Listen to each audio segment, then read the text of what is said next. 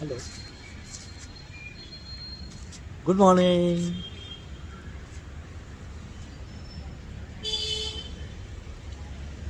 How are you?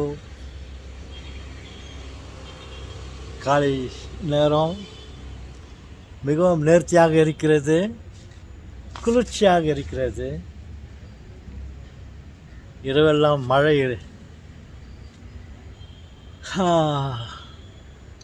பறவைகள் எல்லாம் பறந்து கொண்டிருக்கிறது. காகையின் சத்தம். ஓகே, எனக்கு இந்த காலை நேரத்தில் ரொம்ப மனசு சந்தோஷமாக இருக்குது. நம்ம உடன்பிறப்புகள் எல்லாம் அங்கே பார்த்தா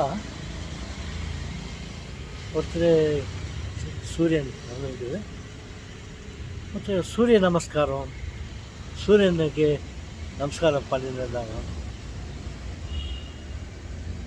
அங்கே ஒருத்தர் ஒரு விளக்கு போச்சுட்டு அந்த விளக்குக்கு வர்ஷிப் பண்ணியிருந்தாங்க.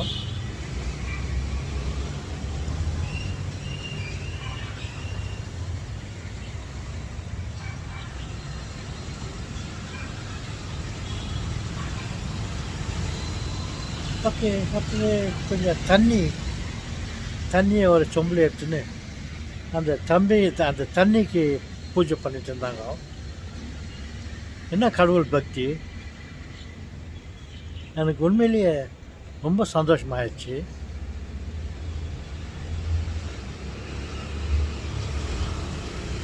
அதே சமயத்தில் எனக்கு ஒரு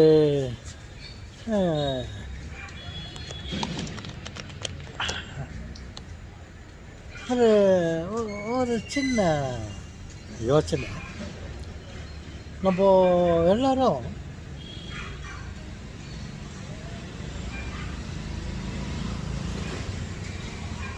கடவுள் பக்தி இருக்குது, எல்லாருக்கும் கடவுள் பக்தி இருக்குது. கடவுளை வணங்க வேண்டும் என்ற எண்ணத்தோடு கடவுள் படைத்த பொருட்களை எல்லாம் ஆராதித்து கொண்டிருக்கிறார்கள்.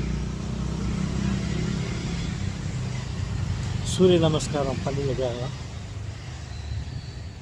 தண்ணிக்கு வணக்கம் பண்ணுறாங்க, மற்றும் வந்து காற்றுக்கு ஆராதனை பண்ணுகிறாங்க. இந்த மாதிரி பல படைப்புகளை வணங்கி கொண்டு இருக்கிறார்கள். நான் என்ன நினைக்கிறேன்னா, என்னுடைய தனிப்பட்ட கருத்து, நான் படைப்புகளை வணங்குவதை விட படைத்தவனை வணங்குதல் சிறந்தது நான் நினைக்கிறேன். இதெல்லாம் எங்களுக்கு படைச்சிய சூரியனை பச்சை வெளிச்சம் கிடைக்குது, உஷ்ணம் கிடைக்கிறது, அனைத்து சக்தியும் கிடைக்கிறது. தண்ணியை பட்சிக்கிறோம், தண்ணியிலேருந்து எனக்கு என்னென்னவோ தேவையான அனைத்தும் கிடைக்கிறது. வெளிச்சம், தண்ணி, காற்று, இந்த மாதிரி கடவுள் படித்ததெல்லாம் நம்ம வணங்குறதோட கடவுள் அதெல்லாம் படைக்கப்பட்ட கடவுளை நம்ம வணங்கினா அவருக்கு ரொம்ப சந்தோஷமாக இருக்கும். நம்ம இதெல்லாம் படித்தோமே, அதுக்காக மக்கள் நமக்கு எவ்வளோ நம்மளை நன்றி செலுத்தி நம்மளை வணங்குறாங்க. அதே சமயத்தில் அவர் கொஞ்சம் கவலைப்பட்டுன்னு பாரு, நான் படித்ததெல்லாம் அவங்க கும்பிட்டுருக்காங்களே, என்னை மறந்துட்டாங்களே அப்படின்னு அவர் ஒரு வேளை வருத்தப்படுவாரா என்று நான் நினைக்கிறேன். நம்மெல்லாம் கடவுள் படித்த படைப்புகளில் அனுபவிக்க வேண்டும். அங்கே பார்த்தா ஒரு பிளேட்டில் சாப்பாடு வச்சுட்டு அதுக்கு நமஸ்காரம் பண்ணி கும்பிட்டு இருந்தாங்க.